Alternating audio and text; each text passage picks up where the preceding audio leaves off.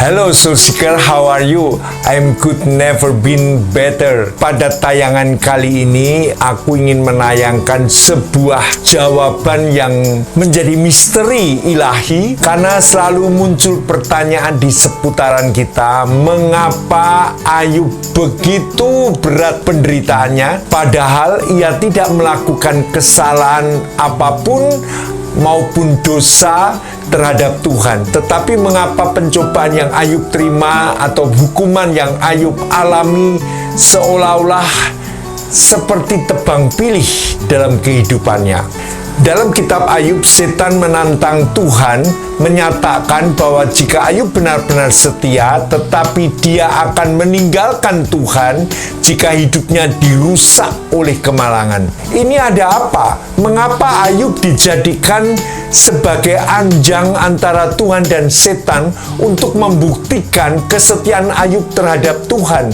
Ini seru dan mengerikan, Soul Seeker. Ikuti misteri jawaban yang selama ini kita cari tentang apa maksud Tuhan mengizinkan Ayub menderita. Nantikan setelah video yang satu ini lewat, oke?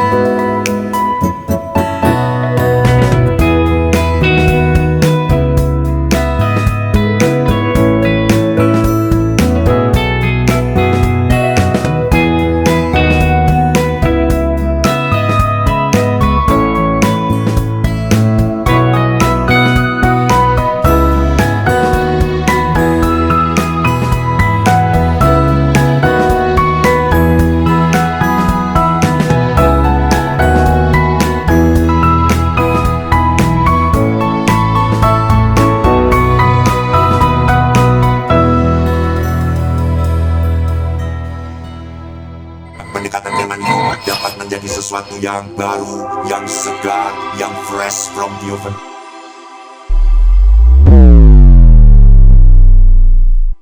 Kitab Ayub tidak menyebutkan secara spesifik siapa pengarangnya, namun ada beberapa pendapat mengenai penulisnya, yaitu mungkin Ayub sendiri, Elihu, ataupun Musa, mungkin Yesaya, dan juga bisa Raja Salomo. Karena tidak diketahui siapa penulisnya, maka tanggal penulisan kitab ini juga tidak diketahui. Dalam kitab Ayub 38 ayat pertama sampai keempat dikatakan, maka dari dalam badai Tuhan menjawab Ayub, siapakah dia yang menggelapkan keputusan dengan perkataan-perkataan yang tidak berpengetahuan? Bersiaplah engkau sebagai laki-laki, aku akan menanyai engkau, supaya engkau memberitahu aku, di manakah engkau ketika aku meletakkan dasar bumi. Ceritakanlah kalau engkau mempunyai pengertian. Soul Seeker, kitab Ayub adalah kitab yang membahas masalah terdalam pada manusia, yaitu penderitaan. Allah itu misteri, manusia juga suatu misteri, dan penderitaan juga sebuah misteri. Penderitaan Ayub sangat gelap dan dalam, tidak terduga, dan memiliki banyak leku-leku seperti palung di dasar samudra. Itulah sebabnya penulis kitab Ayub memakai fitur puisi dan bukan prosa untuk mengungkapkan emosi yang terdalam dari setiap pengalaman dan karakter dengan cara yang mendalam dan sangat kuat. Penulis ini menggunakan metafora, menggunakan imaginary dan bahasa yang hidup untuk membantu menyampaikan gejolak emosional yang intens dialami oleh jiwa Ayub. Ayub bergumul dengan misteri penderitaannya, sifat Tuhan, dan keterbatasan pemahamannya sebagai manusia. Ketika kita melihat Ayub, apa yang kita pikirkan? Bagi aku, dia adalah seorang yang secara khusus dipakai oleh Tuhan, untuk memuliakan nama Tuhan di dalam konteks penderitaannya. Ketika aku memikirkan seseorang yang dipakai oleh Allah, apa yang ada dalam pikiran kita, pikiranku, aku teringat akan Billy Graham, orang-orang yang mengabarkan Injil di masa yang begitu besar. Ya, mereka adalah orang-orang yang dipakai Allah. Ada orang yang dipakai Allah melalui kepandaiannya, ada yang dipakai Allah melalui luasnya pengaruh massa yang dimilikinya. Ada pula yang dipakai Allah karena kekuatan belas kasihannya, seperti Mother Teresa. Tetapi di sini Ayub dipakai oleh Allah di dalam penderitaannya. Maka seperti orang-orang yang dipakai oleh Allah di dalam kecemerlangannya, dan orang-orang itu tujuannya dipakai oleh Allah cuma satu, yaitu mempermuliakan nama Allah dan kehendak Allah yang jadi.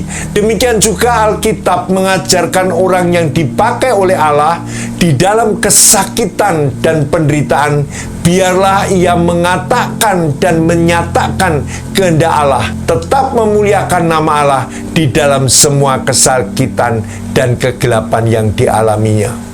Saudara, hal lain ketika kita melihat kitab Ayub, kamu akan melihat ada pelajaran rohani yang tidak bisa dipelajari selain dalam konteks penderitaan. Konteks penderitaan ini dalam poin tertentu membawa seseorang masuk lebih dalam, lebih real di dalam kerohanian, di dalam berjalan bersama dengan Allah. Ada bentukan-bentukan yang terjadi secara khusus yang tidak dapat dikerjakan dan tidak kita terima di dalam konteks yang lain selain dalam konteks penderitaan. Saudara, pada tayangan kali ini, mari kita melihat siapakah Ayub itu. Ayub adalah seorang yang takut akan Allah, hidupnya bersih dan jujur. Dia orang yang luar biasa makmur, dan dalam kemakmurannya dia tidak melupakan Tuhannya. Ayub adalah seorang pendoa, Dia suka berdoa, dia suka membawa doa bagi anak dan keluarganya. Seorang pria yang baik hati, hukumnya murah hati, dan kebaikan ada di bibirnya seperti Barnabas dalam Perjanjian Baru. Dia adalah seorang anak penghiburan yang kalimatnya sangat menguatkan, bijaksana, dan dipilih dengan baik sehingga dapat memberikan dorongan dan stabilitas pada kehidupan orang lain. Keren ya? Ayub adalah family man. Ia seorang yang sangat setia, sangat memikirkan kesejahteraan rohani anak-anaknya. Ayub bahkan menjadi imam bagi anak-anaknya, terus-menerus berdoa syafaat di hadapan Tuhan. Dan kita lihat dengan jelas Tuhan memuji dan meninggikan Ayub bahkan di depan musuh-musuh Allah, yaitu setan. Dia adalah seorang jenderal perang Allah di muka bumi ini. Tetapi tiba-tiba bencana terjadi dalam satu hari itu. Galbraith Todd di dalam Christianity Today di tahun 1956 menggambarkan kejadian bencana Ayub dengan prosa yang tajam seperti ini. Pada pria yang tidak tercela ini, tiba-tiba masalah itu datang dan makin lama makin besar. Ayub menjadi korban perampokan. Penjahat menukik tajam turun dari perbukitan membunuh seluruh pelayannya, kecuali satu orang selamat yang membawa suatu berita yang mengejutkan kepada Ayub. Ayub adalah korban dari sifat tanpa belas kasihan. Tidak beberapa lama petir menyambar para gembala dombanya di padang. Lalu tiba-tiba sekelompok perampok kedua dari Kasdim menyerbu salah satu peternakannya dan mencuri seluruh ternaknya. Tragedi belum selesai dengannya. Ayub menjadi korban kekejaman alam, dan orang-orang muda di rumah tangganya sedang mengadakan pesta keluarga. Putra tertuanya menjadi tuan rumah bagi mereka. Topan menghantam rumah itu, dan ketika malam hari, ketika teror dan badai itu sudah berakhir, tubuh 7 anak laki-laki dan 3 anak perempuan Ayub ditemukan di antara puing-puing rumah. Korban kejahatan, kekuatan alam liar ternyata bukan yang terakhir. Namun Ayub mengalami lagi pencobaan yang berat. Ia menjadi mangsa penyakit yang keji dan menjijikkan, penyakit menular, memalukan, dan sangat menyiksa. Di tengah semua penderitaan itu, teman pewaris kasih karunia, yaitu istrinya, malah menjatuhkan imannya. Kutukilah Allahmu, kutukilah Allahmu, kutukilah Allahmu. Istrinya sendiri terbukti tidak membantu sama sekali, menopang, mengerti, mendoakan di dalam penderitaan. Ayub adalah seorang yang kaya raya, makmur, dan murah hati. Berakhir di tempat pembuangan sampah. Belum cukup dengan itu, dia menjadi tontonan yang memalukan dan menyedihkan di antara para sahabatnya dan musuhnya sekalipun. Dia menyerupai anjing yang sakit, yang dibuang oleh tuannya, yang kemudian merangkak keluar ke suatu tempat yang jauh dari keramaian umum untuk menemukan tempat berlindung yang sunyi, untuk tempat yang cocok bagi kematian. Sama seperti rusa yang terluka, maka akan berlari menjauhi kawanan rusa dan terhuyung-huyung untuk menemukan tempat tersembunyi yang sunyi untuk dia bisa mengakhiri hidupnya. 3 teman Ayub datang ke tempat perlindungan itu. Di tempat pembuangan sampah itu, pada awalnya mereka mempertahankan sikap diam yang ramah. Salah satu dukungan yang terkuat ketika suatu duka yang mendalam adalah mungkin pada saat sahabat itu datang menghibur kita. Tetapi itu pun tidak membantu. Akhirnya Ayub tergerak untuk berbicara menentang penderitaan yang menyedihkan ini. Ayub berkali-kali bertanya kepada teman-temannya dengan satu kata, "Mengapa? Mengapa?" Seperti kebanyakan orang lain yang berada dalam penderitaan, mengapa kesengsaraan seperti ini ditimpakan dalam hidupku? Soul Seeker, buku ini adalah buku realita. Bagaimana anak-anak Allah dealing di dalam penderitaan, dan bagaimana Tuhan menyatakan kasih-Nya di dalam penderitaan, meski kasih-Nya itu sangat sulit untuk kita pahami dan mengerti. Penderitaan adalah buah dari kejatuhan seseorang di dalam dosa. Karena seperti dosa masuk dalam senter hidup manusia, demikian juga penderitaan itu mengikutinya. Di mana-mana dalam dunia ini, kamu akan menemukan adanya penderitaan yang sangat dalam. Seorang pengkhotbah radio suatu hari menerima telepon yang menyedihkan. Orang-orang yang menelpon itu menyatakan demikian, "Aku seorang pria berusia 74 tahun dan aku mendapati diriku sama sekali tidak dapat menjelaskan situasiku. Pada tahun 1895, istriku yang sakit melankoli itu bunuh diri. Dan pada tahun 1901, putra sulungku meninggal karena demam. Tahun 1920, putri sulungku bunuh diri selama masa depresi mental yang sangat berat. Dan pada tahun 1921, putraku satu-satunya yang tersisa dan dengan kedua anaknya terbakar sampai mati di rumah mereka sendiri. Pertanyaanku tentang kehidupanku yang dapat diringkas dengan satu kata, mengapa? Mengapa situasi seperti ini terjadi pada diriku? Di tengah kesedihan dan kegelapan yang dalam, Ayub bertanya kepada Tuhan, apakah dosanya? Apakah salahnya?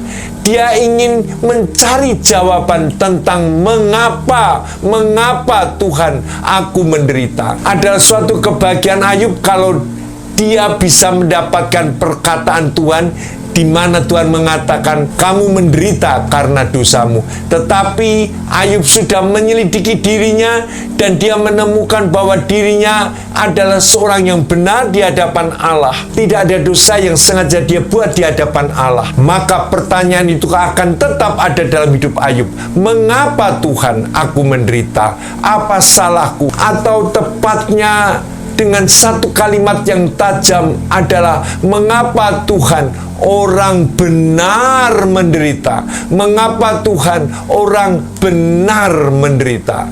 Ayub bertanya terus-menerus dan tidak ada jawaban satupun. Sampai pada suatu hari Allah menjawab di dalam Ayub 38 ayat 2 adalah jawaban kepada Ayub, dan ini sangat mengejutkannya. Tuhan justru memberikan pertanyaan balik kepada Ayub. Ketika Ayub bertanya kepada Tuhan, dia mengharapkan jawaban, dan suatu hari Allah menjawab dia. Tetapi secara mengejutkan, jawaban Tuhan ternyata suatu pertanyaan yang kembali dipertanyakan kepada Ayub. Tuhan menjawab seperti ini, siapakah dia yang menggelapkan keputusan dengan segala perkataan yang tidak berpengetahuan? Mari kita lihat beberapa poin.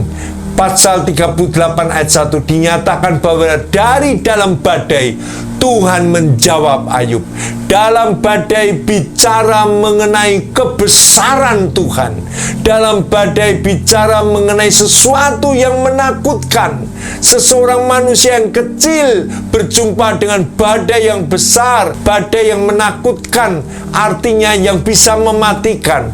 Tetapi Alkitab dengan jelas menyatakan dalam badai yang menakutkan dan mematikan tersebut, Tuhan adalah God of Covenant, Tuhan yang berkasih karunia, Tuhan yang setia. Di tengah situasi background yang menakutkan itu, Tuhan menjawab kepada Ayub. Dan Soul Seeker, perhatikan ayat kedua. Siapakah dia yang menggelapkan keputusan dengan perkataan-perkataan yang tidak berpengetahuan? Kata menggelapkan ini memiliki konotasi yang negatif, menganggap keputusan Tuhan kepada Ayub sesuatu yang licik dan jahat adanya. Biarlah kita boleh mengerti ini adalah sesuatu yang penting. Tuhan adalah Tuhan yang kudus, yang suci. Tuhan adalah Tuhan yang murni, yang bersih adanya. Terang itu sendiri adalah terang yang murni, yang kudus. Tidak ada sesuatu kejahatan yang disimpan dalam pikiran Tuhan untuk satu manusia. Amin. Tidak ada rancangan yang licik, yang jahat dari Tuhan kepada satu manusia. Sekalipun Allah mematikan orang tersebut, sekalipun orang tersebut tidak bisa melihat rancangan Tuhan yang baik, tetapi di sini dikatakan oleh Tuhan, Ia tidak memiliki suatu kelicikan dan kejahatan di dalamnya terhadap manusia. Hal yang ketiga dari ayat yang ketiga, Tuhan menentang Ayub dengan mengatakan, bersiaplah engkau sebagai laki-laki. Soul Seeker, ini artinya Tuhan mau menghadapi Ayub. Allah mensejajarkan dirinya dengan Ayub, menurunkan dirinya dan menyejajarkan dengan dia untuk menanyai sesuatu. Dan kemudian kamu akan melihat pasal 38 ayat 4 sampai ke 40. Allah menyadarkan berbagai macam pertanyaan, dan kalau Soul Seeker perhatikan, pertanyaan-pertanyaan itu adalah bicara berkenanan dengan alam semesta secara makro maupun secara mikro. Bertubi-tubi pertanyaan diberikan kepada Ayub. Ayat yang keempat, di manakah engkau ketika aku meletakkan dasar bumi? Ini pertanyaan yang tidak bisa dijawab Ayub. Di mana kamu saat itu ketika aku meletakkan dasar bumi? Ayub adalah manusia yang kecil, komponen yang kecil. Lalu Tuhan berbicara kepada Ayub, di mana engkau ketika aku meletakkan dasar bumi? Seolah-olah Tuhan mengatakan, kenapa kamu tidak ikut bersama dengan aku untuk meletakkan dasar bumi? Ayat yang ke-8, siapa telah membendung laut dengan pintu ketika membual keluar dari dalam rahim. Artinya siapa yang bisa membendung dengan pintu ketika air laut itu membual? Ayub tidak bisa menjawab. Ayat ke-12, pernahkah dalam hidupmu engkau menyuruh datang dini hari? Ayub tidak tahu harus menjawab apa. Ayat 17, apakah pintu gerbang maut tersingkap bagimu? Ayat 31, dapatkah engkau memberkas ikatan bintang Kartika? Lalu dapatkah engkau memberkas ikatan bintang Kartika itu? Pasal 39 ayat pertama, dapatkah engkau memburu mangsa untuk singa betina? Artinya dia memberikan jaminan makanan kepada singa. Ayat ketiga dari pasal 39, siapakah yang menyediakan mangsa bagi burung gagak? Ayat keempat, apakah engkau mengetahui waktunya kambing gunung beranak? Ayat ke-8, siapakah yang mengumbar keledai liar? Ini suatu perbuatan alam yang makro dan mikro dan bahkan makhluk hidup. Ayub di mana saat itu? Ayub di mana? Ketika Tuhan sebagai Allah alam semesta melakukan pemeliharaan alam dan pemeliharaan makhluk hidup. Di mana Ayub? Soul Seeker, lihat bahwa alam menyodorkan begitu banyak pertanyaan kepada Ayub tentang alam semesta ini. Hal-hal yang makro dan mikro, dan tidak sekalipun Ayub dapat menjawabnya. Apakah artinya semua ini? Allah mau mengajarkan bahwa Dia Allah Tuhan. God of Covenant. God of Covenant. Jauh lebih berhikmat daripada Ayub itu sendiri. Allah mau mengajarkan kepada Ayub bahwa Tuhan lebih setia daripada Ayub. Allah mau mengajarkan kepada Ayub bahwa Allah lebih setia, Allah lebih berhikmat, dan karena Allah tidak pernah bersalah di dalam perlakuannya kepada anak-anak yang dikasihnya, termasuk Ayub. Tuhan menegur Ayub, engkau tidak tahu segala sesuatunya Ayub, maka diamlah, terimalah, teduhkan hatimu, jangan meneruskan perkataan-perkataanmu itu di dalam ketidaktahuannya. Soul Seeker, Tuhan mendidik kita untuk merendahkan hati, untuk menerima semua providensianya meskipun buruk. Tuhan meminta kita menenangkan hati kita di hadapannya, meskipun di dalam kesesakan, di dalam penderitaan, di dalam sakit, di dalam kesesakan yang dalam. Diamlah, belajar untuk mempercayai Tuhan terus-menerus, karena Dia tidak mungkin berlaku yang salah terhadap kita. Diamlah, percayalah kepada Tuhan sambil menunggu awan yang gelap itu berlalu sampai jiwa kita dibebaskannya. Karena sesungguhnya kita tidak mungkin dapat mengerti semua pekerjaan Tuhan, dan pekerjaannya terlihat sesuatu yang sangat menyakitkan dan gelap bagi kita. Tetapi di balik seluruh yang menyakitkan itu, hikmat dan kasih dan kesetiaannya tetap kepada kita terus-menerus sampai kesudahan zaman.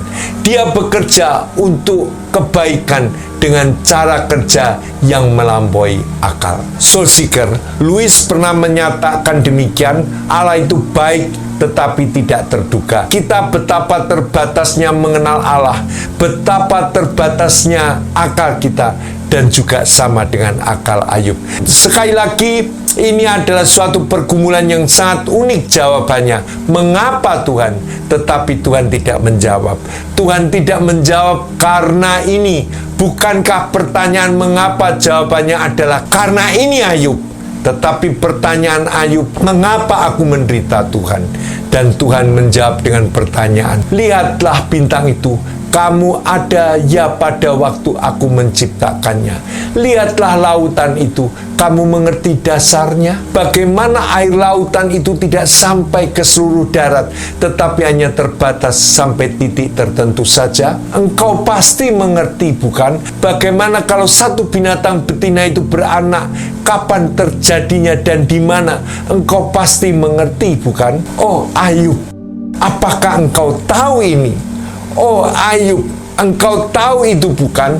Dan terus-menerus pertanyaan dengan pertanyaan bukan tentang manusia, bukan tentang malaikat, bahkan bukan tentang alam, dan tidak ada satu pertanyaan pun dari Allah yang bisa kita jawab. Kita tidak bisa mengerti jawabannya. Kita tidak bisa mengerti secara tuntas rencananya. Maka diamlah. Ayub tidak menjawab. Tetapi Ayub diminta untuk mendekat kepada Allah dan merangkul hikmatnya. Disuruh untuk mempercayai Allah. Diminta untuk memegang janji Allah, meski dia tidak mengerti secara tuntas. Tuhan yang meminta, yang memberikan kepada Ayub adalah God of Covenant. Di dalam Kristus, dia menyatakan, aku tidak bersalah. Aku tidak pernah memperlakukan engkau Ayub di dalam kesalahan. Aku adalah Allah yang setia, Allah yang tetap baik, dan Allah yang menyayangi engkau Ayub. Allah tidak menjawab mengapa Ayub menderita, karena Allah sendiri tahu jiwanya yang hancur menderita, tidak memerlukan jawaban dari bibirnya, dari bibir Allah. Tetapi God of Covenant, itulah yang menjadi jawaban. Apa yang dilakukan Tuhan ketika melihat anak-anaknya menderita? Dia mengutus Yesus Kristus, anaknya yang tunggal itu, masuk ke dalam penderitaanmu yang paling dalam daripada seluruh umat manusia, melebihi Ayub. Bahkan dikatakan di tempat gelap, di dunia orang mati pun, di situ Tuhan ada. Artinya Tuhan tetap menyertai kita secara pribadi. Dalam kebenaran itu, Sang Suci yang Maha Suci itu sendiri turun menderita sampai mati di kayu salib. Soul Seeker, perhatikan sekali lagi, penderitaan kita tidak bisa disembuhkan dengan perkataan, dengan nasihat, dengan kata-kata penghiburan. Penderitaan hanya akan bisa dihibur, disembuhkan dengan pelukan seseorang yang juga pernah menderita, yang mengasihi kita, dan itu adalah Allah kita di dalam Yesus Kristus, yang mau memeluk kita di dalam penderitaan, yang ikut merasakan penderitaan, bahkan lebih lagi dia menderita dan mati untuk kita. Alkitab menyatakan Yesus Kristus bukan Allah yang jauh di sana, tetapi Allah yang turun bersama-sama dengan kita, masuk di dalam dunia, di dalam penderitaan, meski dia tidak berbuat dosa. Di mana seluruh pendiri agama, apakah engkau semua pendiri agama dapat menghibur umatmu yang sedang menderita? Tidak akan dapat. Hanya di dalam Yesus Kristus, Allah yang menyatakan dirinya, dia adalah Allah yang mengerti penderitaan kita dan masuk di dalam penderitaan kita, memegang, memeluk, dan bahkan memegang tangan kita untuk keluar dari penderitaan. Terpujilah Tuhan Yesus, terpujilah hikmatnya, terpujilah hikmatnya, terpujilah kebaikannya, terpujilah kasih setianya, terpujilah Tuhan yang menyertai kita. God with us. Soul Seeker, Allah beserta kita di dalam penderitaan, itulah yang menjadi jawaban Ayub. Kiranya Tuhan boleh memimpin kita di saat kita senang maupun di saat kita menderita. Penghiburannya karena kehadirannya nyata di dalam hidup kita. Terpujilah Tuhan. Soul Seeker, Ayub telah belajar, bahkan ia sudah memberikan sikap hati yang benar di hadapan Tuhan. Dan Ayub tahu persis nilai keabadian adalah sikap hati. Sikap hati. Dan kita pun harus tahu nilai keabadian kita adalah di dalam sikap hati, menerima segala sesuatu yang datang dari Tuhan dengan memuji dan membesarkan nama Tuhan. Kiranya ini memberkati Soul Seeker. Aku akan berdoa bagi kalian semua. Tuhan Yesus berkati setiap orang yang mendengar di Think of Soul channel ini. Apa yang hamba-Mu paparkan kiranya boleh menjadi jawaban ketika Tuhan membentangkan pertanyaan-pertanyaan yang besar tentang alam semesta dan makhluknya. Dan di situ Ayub belajar, kami pun belajar bahwa tidak ada yang setara dengan Tuhan. Karena Allah tidak menghibur dengan bibir dan perkataan, tetapi Allah memeluk dan mau ikut menderita, bahkan rela mati untuk menggantikan kita. Terima kasih Tuhan, terpujilah namamu. Biarlah pengalaman yang Ayub alami menjadi pengalaman kami. Sikap hati kami yang menentukan keabadian hidup kami selanjutnya. Di dalam nama Tuhan Yesus kami berdoa. Amin. Oke, Soul Seeker, Haifinu Shalom Aleichem, tetap semangat, sampai jumpa, haleluya.